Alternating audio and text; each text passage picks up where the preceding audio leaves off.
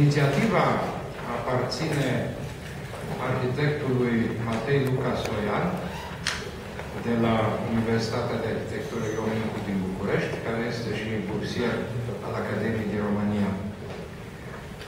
Realizarea expoziției a fost făcută de doi dintre profesorii de la Universitatea Ion Mincu, profesorul Sorin Vasilescu și profesorul Roland Kunst și, sigur, cu colaborarea domnului Stoian.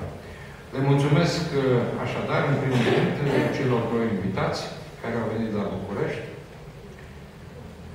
Mulțumesc în mod special excelenței sale Dana Constantinescu, ambasadorul României în Italia, care, ca și în alte ocazii, a ținut să fie la Academia din România când la noi se întâmplă ceva important.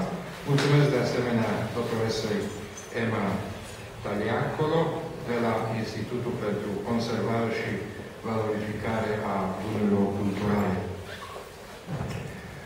Expoziția, fără îndoială, va fi prezentată după aceste conferințe anunțate de către cei care au ideat-o și au pus-o în practică.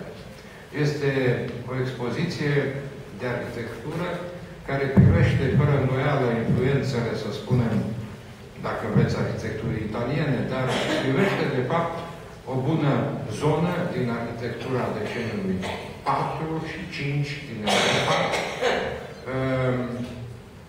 Urmarea unei cercetări, în primul rând, este vorba aici de preocupările mai vechi ale profesorului Vasilescu, secundat apoi de mai tânărul său coleg Kunst și, evident, chiar de bursierul nostru, care își continuă cercetarea pe aceeași linie a arhitecturii deceniilor 4 și 5.